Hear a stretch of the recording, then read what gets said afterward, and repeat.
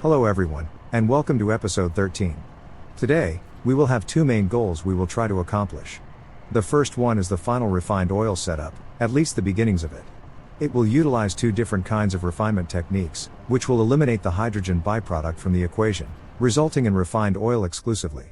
Now that we have gas harvesters, this is exactly what we need. The other thing will be the new science area around one of the poles. For now, we only move the blue and red cube production up there, but eventually it will be all 6 of them. I decided to keep the yellow where it is, that one can wait until all the components are on the logistics network.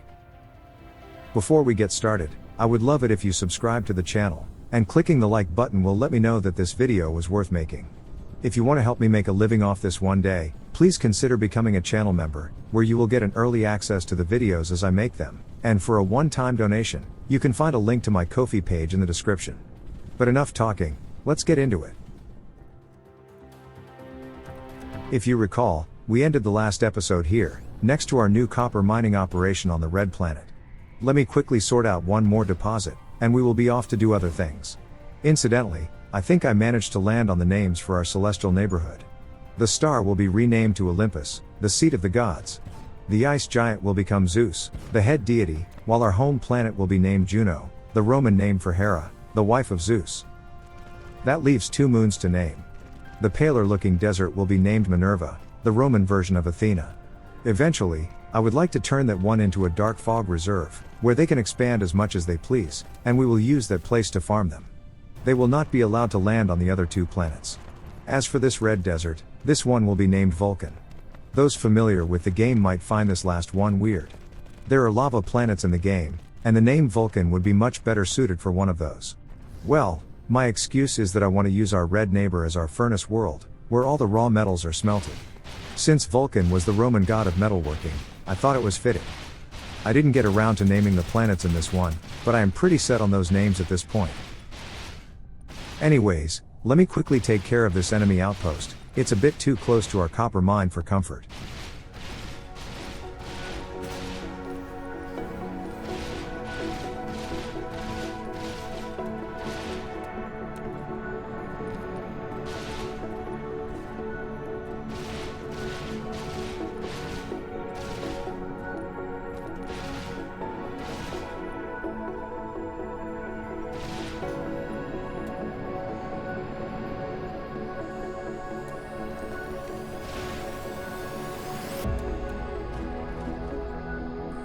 We didn't have the foundations to plug the hole, but we will get to it later.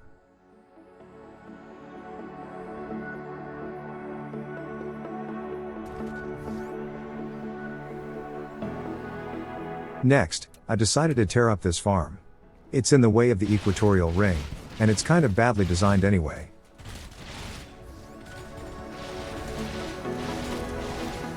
Nice, another logistics bot cargo increase. I think this was the first that gave us a boost to the vessels, which can now carry 100 units more. Anyways, I moved the tower to be in range of the Babs, so it can take care of the repairs. This freed us up, meaning we could go for a quick trip to pick up more foundations.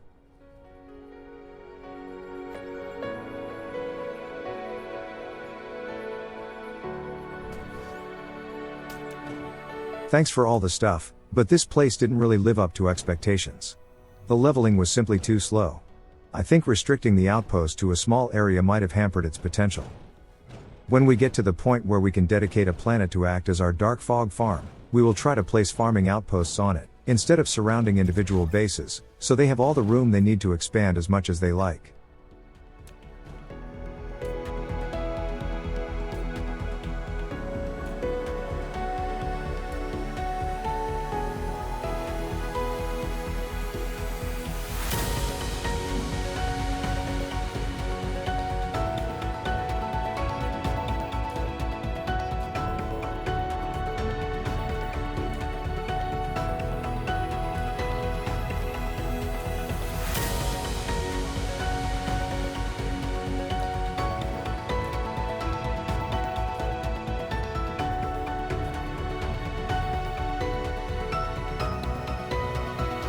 Okay, that takes care of the farm. Now we can delete the ammo belt. I decided to just delete the bullets we already made. Gun turrets are good as a starter defense, but the other ones are much better, so I see no point in storing all that ammo.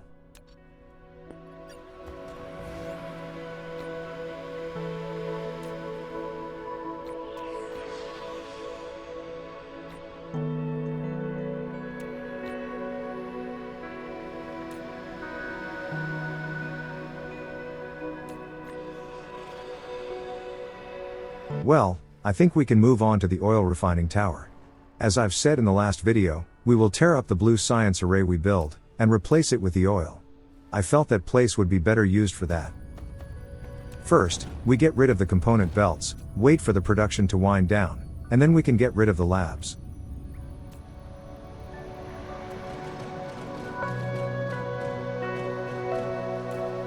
Dealing with the cubes and the coils is easy, we can either move them by hand, or just allow the drones to move them somewhere else, but the circuit boards are too much. Thankfully, we only need 3 resource slots for what we need, so we can just leave that one as is, and it will get emptied out over time. So, we need crude oil, coal, and the refined oil in that tower. Apart from something that we haven't researched yet, but that's not important right now. For now, we just feed the end of the crude oil line into the tower, which gives the old refineries priority. The gas harvesters are not numerous enough yet to fully get rid of those yet. Alright, time to get to work. I already talked about the general idea of this place, but let's get into a bit more detail now. If you recall, the first kind of refining takes crude oil, and turns it into refined oil and hydrogen. But, there are 2 more kinds of refining. One breaks down the refined oil further, giving us more hydrogen and graphite. That is absolutely not what we need. We will use the last process, where we can take the output of the original method, add a single piece of coal, and we can turn that hydrogen into another unit of refined oil. And the production ratio is 1:1, so we can feed the second refinery straight from the first one. This can result in a compact setup. We are going to have 3 separate stacks of refineries. Those are the 3 lines going back into the tower, while the 2 lines going perpendicular will carry the crude oil and the coal.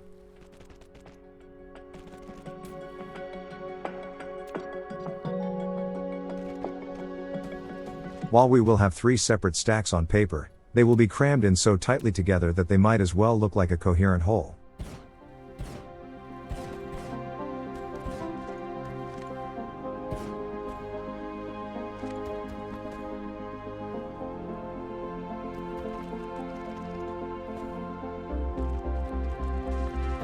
There. This is the first row of refineries. The individual pairs are divided by the returning belt, and since we didn't need to worry about putting anything between the individual columns, we just put them so close together that they touched. Now, we ran out of refineries, so I went on a small shopping trip to make more. Anyways, putting the refineries too close together might end up being a problem as we get closer to the fault lines, where the planetary grid switches from one grid belt to another, but all things considered, we won't really need all that much refined oil in the endgame, so it won't be a big problem if we can't reach all the way to the edge of the equatorial grid belt.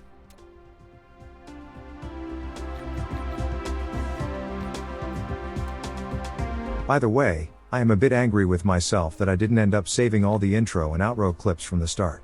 They are just the kind of shots I usually used in my music videos of this game, which you can find in the other DSP playlist on this channel. If I kept those raw files, I could have used them as a montage of progress made throughout the playthrough.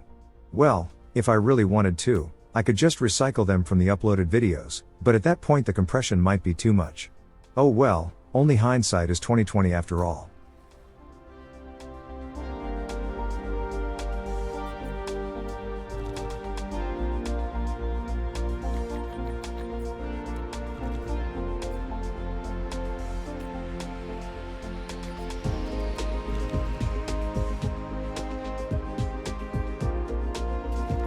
It will take a little while to go through all that crafting, but we can just carry on building in the meantime. Now, about that pair of belts carrying the crude oil and the coal. They will go in a serpentine fashion, sneaking its way through the entire refinery complex, feeding the buildings through the ports on their narrow side.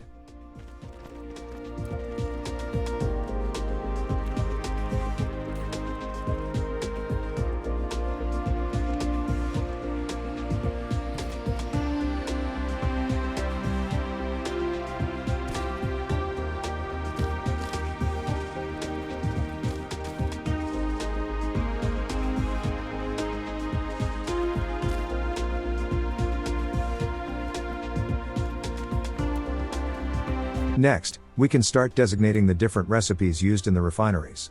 As I've said, the individual pairs will be divided by the returning belts, so the only important thing is to adhere to that restriction.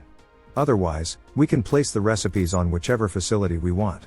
Personally, I went with a checkerboard pattern, where we have the same recipe on the refineries that touch.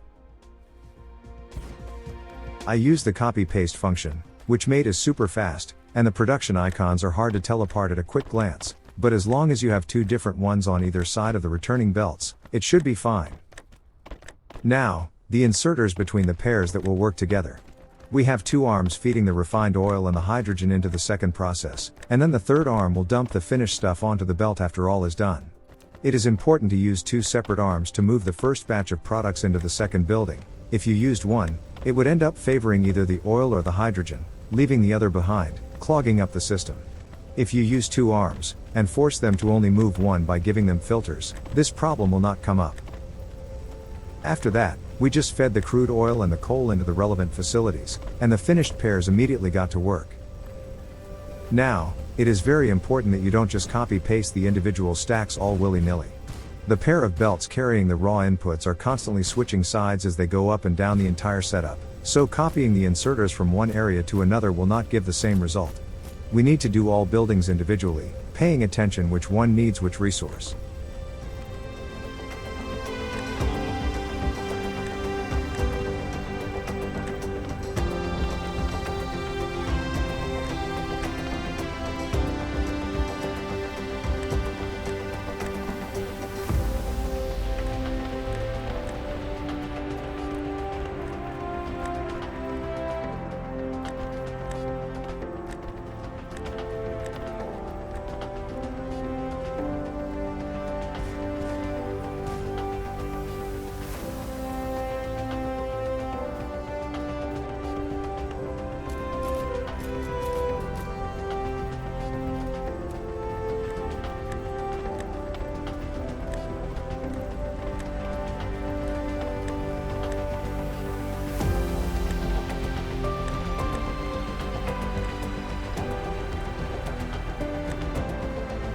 And this is as far as we can take it at the moment. We have a stone deposit along the way, so we will need to get rid of that before we can continue. Thankfully, we can just replicate this whole thing on the other side of the tower, so we can expand that way if necessary. For now, we just feed the finished refined oil into the existing line, so it can act as a secondary place to make it, but it's only a matter of time before this becomes our only source of the stuff. I really should have kept an eye on the setup for a couple seconds, just to make sure it's working as intended, but the refineries are pretty flashy when they are working, so if there is a problem, it will be easy to see where the issues are. Anyways, after that was done, I went around, and cleaned up a little bit in the starter base. We had a lot of stuff lying around that were no longer needed.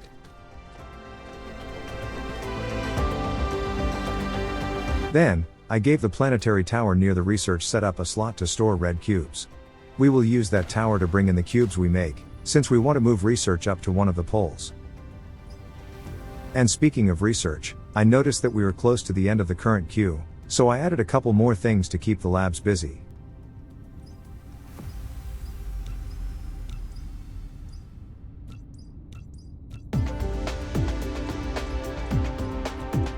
Well, I think it's time to get started on that polar research station. Since it's inevitable that we will run into problems with the terrain up there, we will need some extra foundations for sure.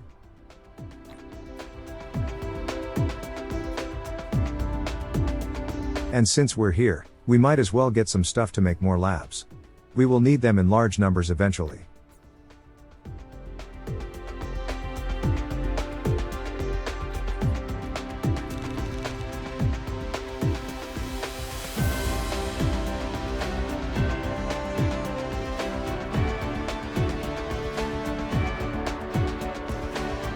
Well, it was time to decide which grid belt we will build this research outpost in. We had three real choices.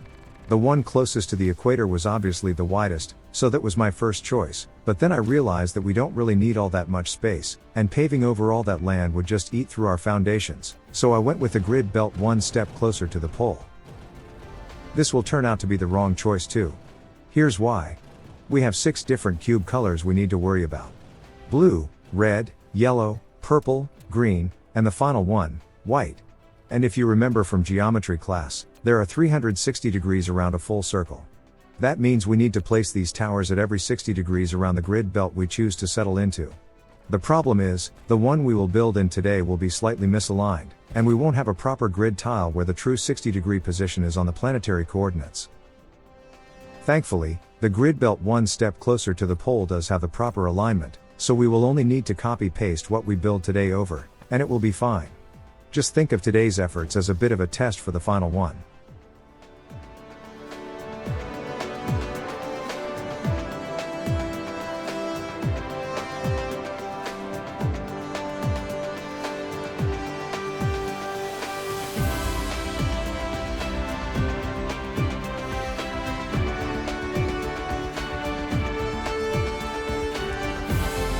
Great, we have the best possible construction drone fleet that our current level of research can allow.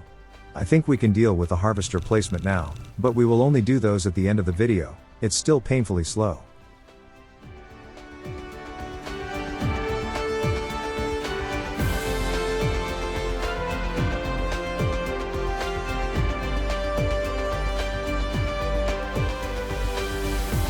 Okay, time to get started. This is much simpler than the oil setup we built before this one. It's basically just a two-component factory, just with bigger buildings.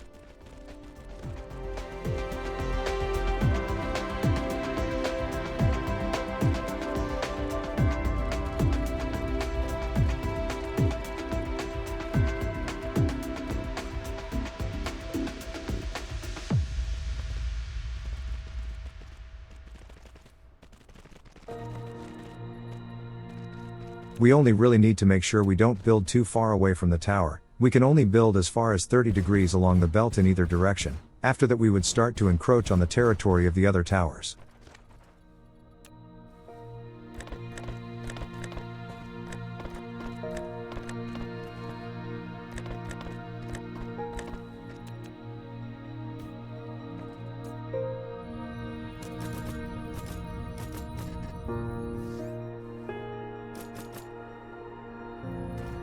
Ideally, we would be best off if we had a number of blue labs that are divisible by 3, but for now I think we can get away with just having 8.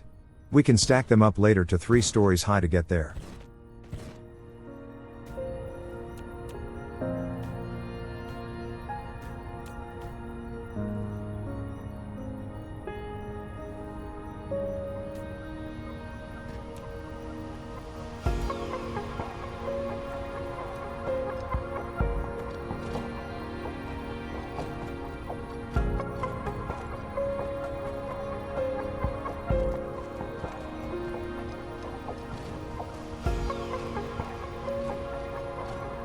Now, here's the deal with this research. What we are building now is not going to be the final thing. This is just going to be enough to get us into the end game, and maybe do a little bit of the infinite technologies, but it wouldn't suffice for a truly megabase level of production. Eventually, we will move every single item in the game, and dedicate a whole planet to making them, which will free up all the land on this globe. At that point, we can use the entire surface to make as many cubes as we want. For now, we will restrict ourselves to using just this belt. Thankfully the research labs can be stacked, so space will not really be a colossal issue until we can start contemplating any necessary expansion. Anyways, remember what I said about the unsuitability of this grid belt for doing a 60-degree spacing?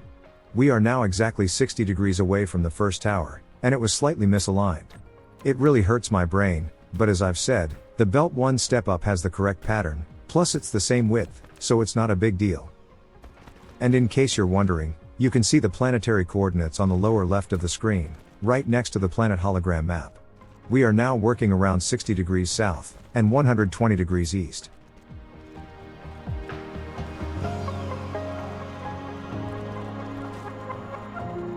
Oops, I chose diamonds, instead of hydrogen for the belt filters. This will be fixed in a second, but it will still end up causing more issues.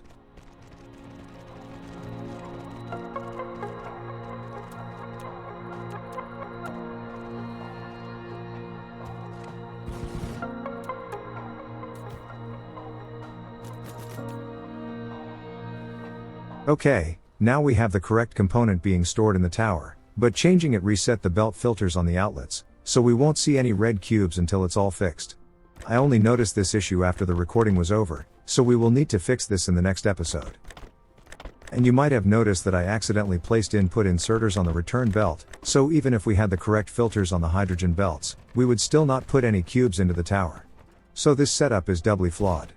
Good thing we will only need to suffer through this until the next episode. Before we leave, I decided to place a second lab on top of the bottom ones. We need twice as many red ones as we have blues, so even if the ratios aren't 100% correct, this makes it close enough.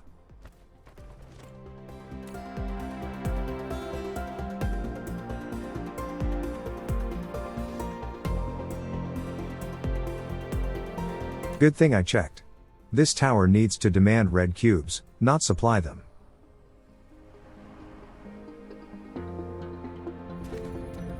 At this point, we can safely get rid of the old red matrix labs. Good thing we have a pretty long belt fully saturated with cubes, so the overall research outage will be relatively short.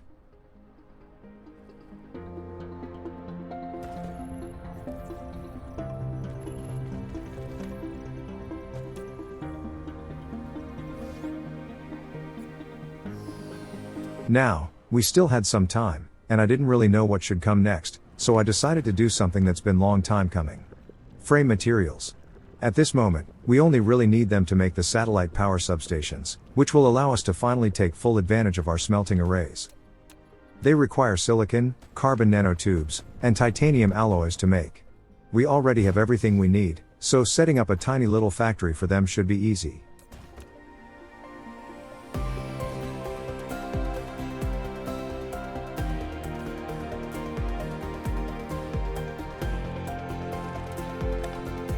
That's the silicon done. 2 left.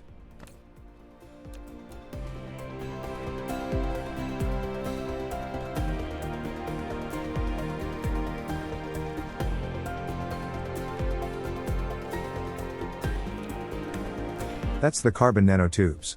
I chose this place since the 2 setups are right next to each other. Now we just need the alloys. My first instinct was to ship it in, but we have a line carrying the stuff on them all, so might as well use that instead.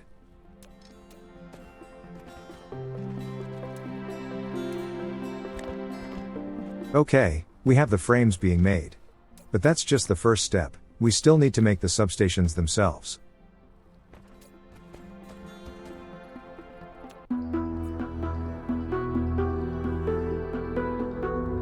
They require the frame materials of course, but also need the blue magnets, as well as the long-range power poles.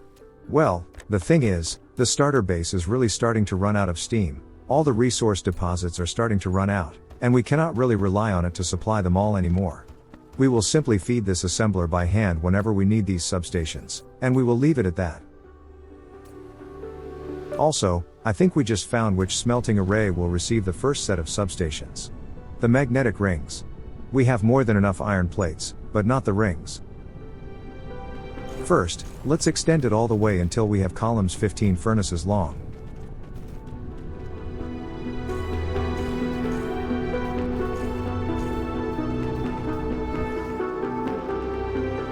And this is where I resigned to my fate, and started feeding the substation assembler by hand. Thankfully, we can cram 200 magnets into it, which is enough to make 20 of them, so hand feeding won't be so annoying as I first thought. We just need to make some long-range power poles by hand whenever we need more of the satellite ones.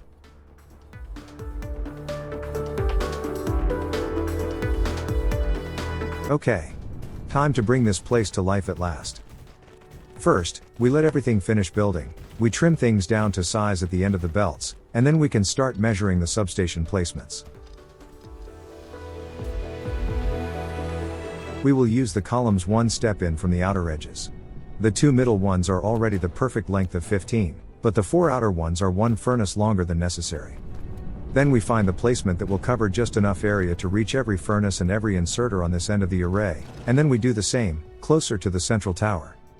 After that, we can trim down 1 furnace from each end corner, since the outermost columns were still 1 furnace longer than necessary, and we are pretty much done.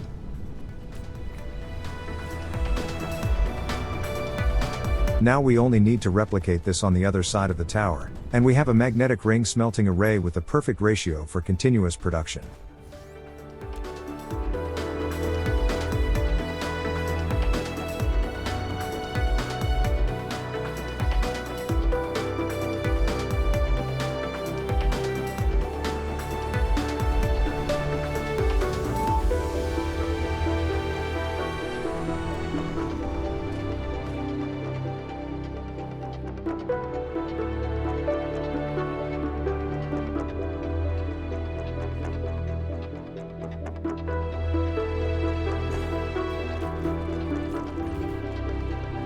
After placing one row of furnaces on the other side, I tried to copy-paste the finished half, but our blueprint technology level is still too low to deal with this many items at once. We might want to prioritize that in the research queue. For now, I just pasted in the rows one by one.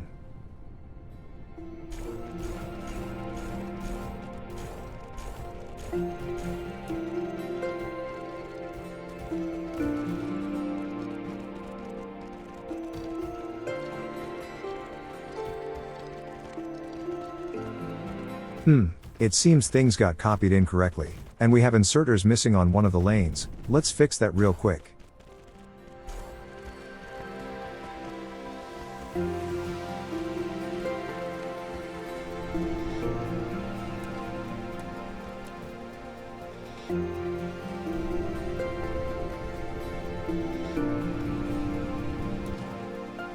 We need one more substation. Let's make some.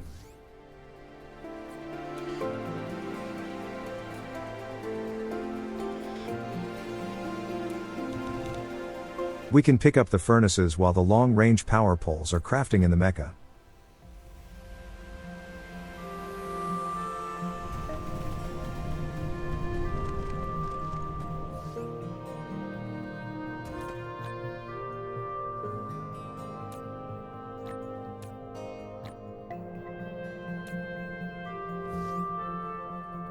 Ladies and gentlemen, I give you a perfectly ratioed and perfectly tileable smelting tower setup. I guess you will just have to take my word for the tileability. You've already seen that these arrays can fit next to each other side by side, but I can assure you, they will also fit perfectly lengthwise, and they will be able to cover the entire length of a grid belt on a planet, without leaving any major gaps. The only gaps we will need to deal with will be along the equator, and right around the poles where the grid belts will be too narrow to accept them, but the rest will be perfect. And since we had enough substations to do 2 of these setups, I quickly took care of the iron plates too.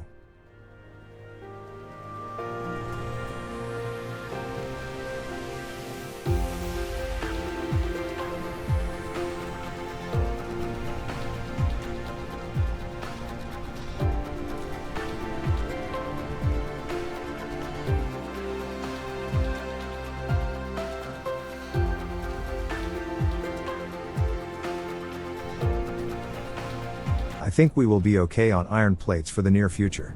And just think how small we started, and how far we've come from that tiny little starter setup we had in the first episode. Now there were only 2 things we could do to pass the time before the time was up on the recording. One was to stomp on the dark fog base that was starting to become a bit agitated, and the other was to place down the gas harvesters we've been hoarding in our inventory. I decided to start with the dark fog, and then do the harvesters.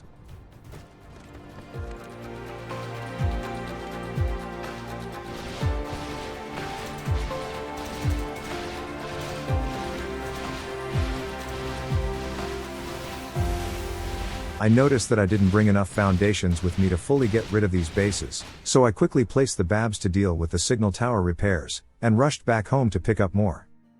Only, I placed the babs too far away from the windmills, and it will be down to pure luck that the signal tower won't get destroyed.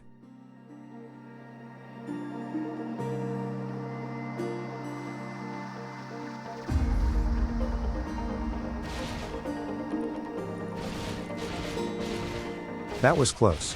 Good thing the majority of the base was already raised to the ground, so we didn't have all that many enemy units that could reach the tower.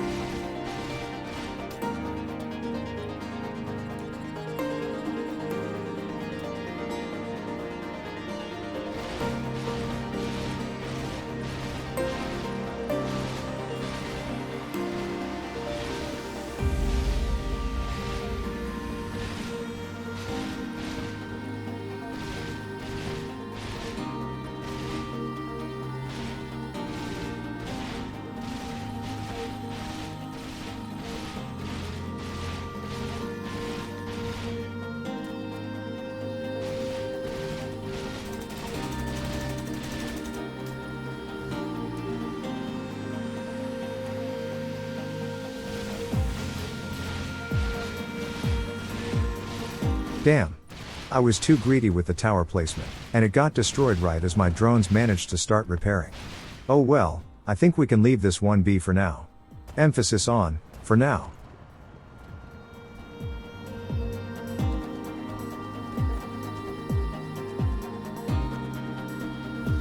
Well, I think we can move on to the other thing I wanted to accomplish before ending the episode, the placement of the gas harvesters we have in our inventory.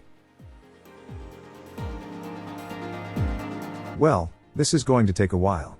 The gap between the harvesters is quite sizable, and the construction drones are still very slow, not to mention the fact that the towers themselves are quite tall, and it takes a while for the drones to reach the top, where they do the actual construction. So here's what I had in mind.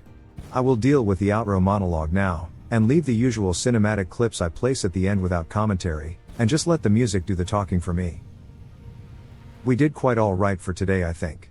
We managed to place down the beginnings of the final refined oil setup, and we got started on the polar research stations, even if I did end up making a couple mistakes along the way. I think in the next episode, we will continue expanding the selection of resources present on the logistics network. We will need every single item on it eventually. We can also take care of the smelting arrays at this point, and convert all of them into the final versions. Maybe even save them into our blueprint book. Once we have these blueprints saved, we can simply copy them all from the book, and place them down whenever we need more of them. In the end, we will hopefully have just such a blueprint for every single item in the game. We should also start strip mining every resource we can find in this system. I would like to clear out every single node we can, before we convert these planets into forge worlds. Which is why I've been neglecting one of the most important technologies in the game, namely the vein utilization upgrade. That one will allow us to consume less of the node as we mine, giving us more than the initial amount. I want to completely clear out the starter system first, and doing that research too early would slow down that process. Anyways, if you haven't done it already, I would love it if you subscribe to the channel, and clicking the like button will also help letting me know that the video was worth making. If you would like to help me make a living off this one day, please consider becoming a channel member, where you will get an early access to the videos as I make them. And if you want to give a one-time donation, you can find a link to my Ko-fi page in the description. Thank you for your support, and I will see you in the next one.